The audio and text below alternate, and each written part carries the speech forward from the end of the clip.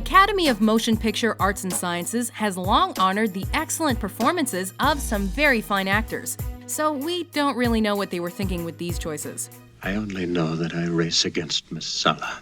Welcome to WatchMojo.com, and today we're counting down our picks for the top 10 underwhelming Oscar-winning actor performances. For this list, we're looking at some of the least impressive performances from 1928 onwards that received the Academy Award for Best Actor or Best Supporting Actor.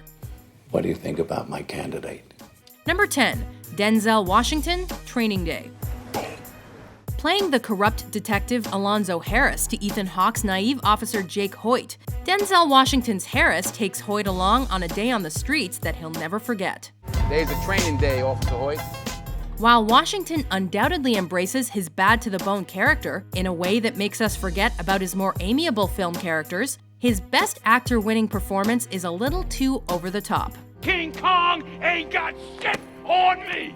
Playing the extreme character so extravagantly that he launches him past believability and into fantasy. He is certainly memorable, but not for the right reasons. We want to get paid. As opposed to Russell Crowe's brilliant performance in A Beautiful Mind that same year. Appears I have no choice.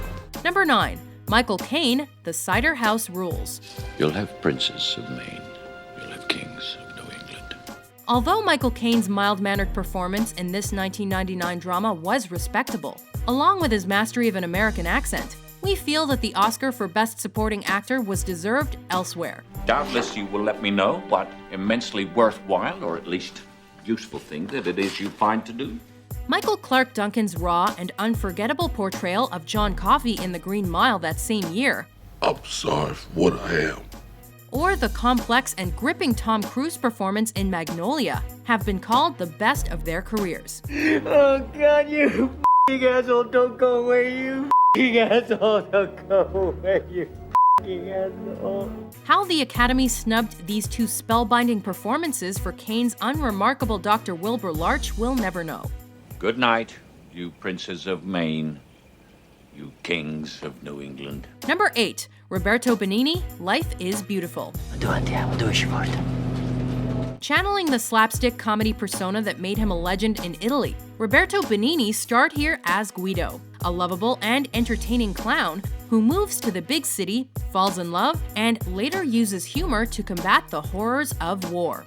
Ma che giorno è oggi, scusa? Ma è il giorno del tuo compleanno, Giuseppe. Ma avevi sempre detto che volevi fare un bel viaggio? With a Best Actor winning performance that is completely one-dimensional, in a film some found to be in poor taste, Benigni showcases his proficiency for comedy, but can you really call it acting? Non chiedete i lecca-lecca perché non ve li danno, ce li mangiamo tutti noi! Antreten 2 Jahre! Io ieri ne ho mangiati 20! The fact that his enactment was considered finer than Ian McKellen's for Gods and Monsters and Edward Norton's for American History X is also totally bewildering. If you come near Danny again, I will feed you your f***ing heart, Cameron. Number 7, Jim Broadbent, Iris. Love is over.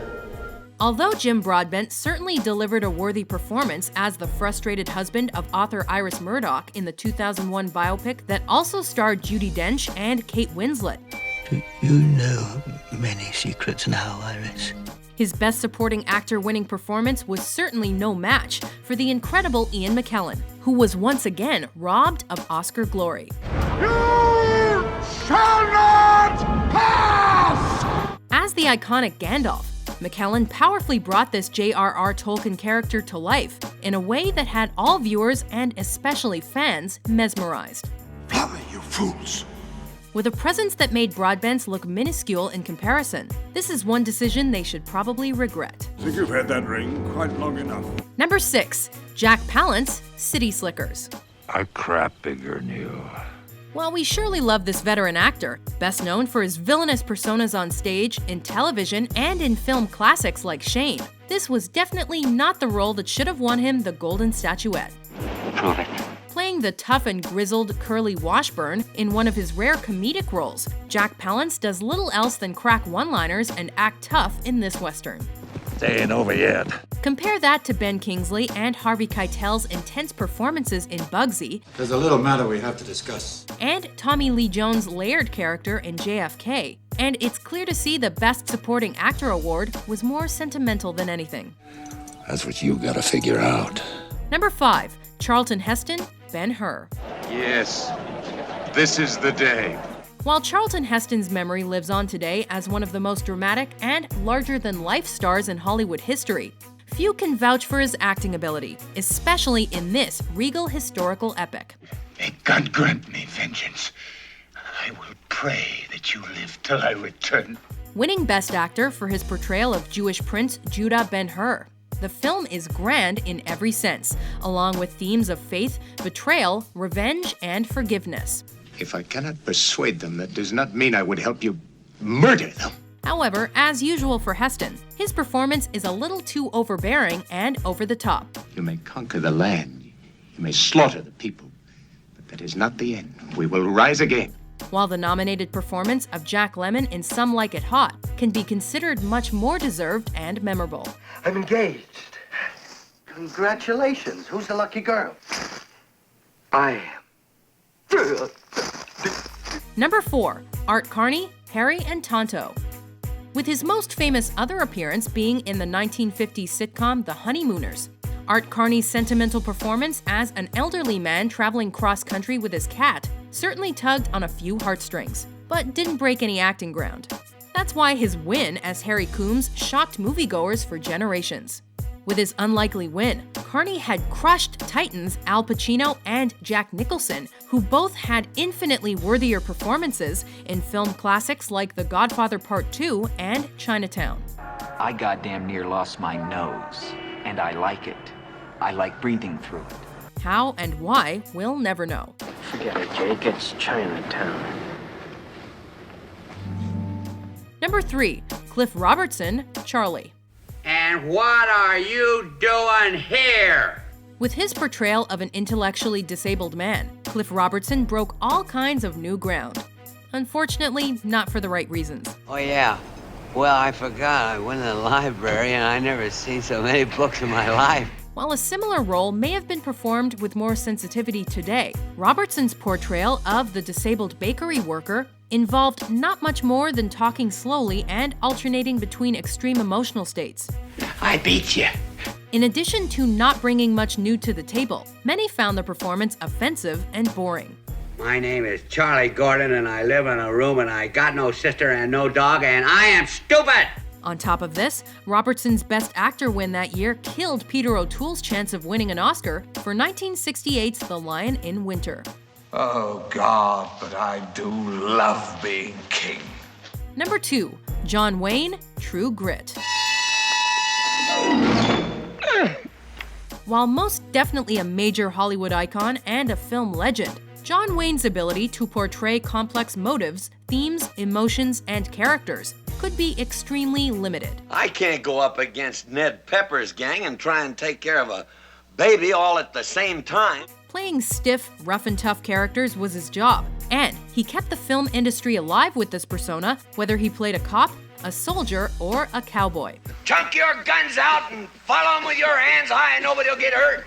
It thus stunned film lovers when Wayne won for Best Actor for his Drunken Marshal over Richard Burton, Peter O'Toole, Dustin Hoffman, and Jon Voight in peerless performances. What do you say? What do you say about that? It's clear that the Academy felt they owed the icon a reward. No other explanation makes sense. Well, come to see a fat old man sometime. Yeah! Before we unveil our top pick, here are a few honorable, or in this case, dishonorable, mentions. My career is over. I am making a horseth asseth of myself. Never leaving us alone. Never have I ever known a ruder pest. Ah, well, it's what often happens to heroes. Oh, thank you, Henry. Number 1. Al Pacino, Scent of a Woman. Because it made me feel important. Don't get us wrong. We love Al Pacino. The Godfather Part 2, Serpico, Dog Day Afternoon. His performances in these classics and many more still live on. It was very kind of him. But instead of winning for these, or any of his other Oscar-nominated roles, he won for Best Actor as the blind and irritable Lieutenant Colonel Frank Slade, in a performance that feels more like a gimmick than 1992's Best Acting. The 80s are over. Are you trying to tell me these things are just walking out of the store?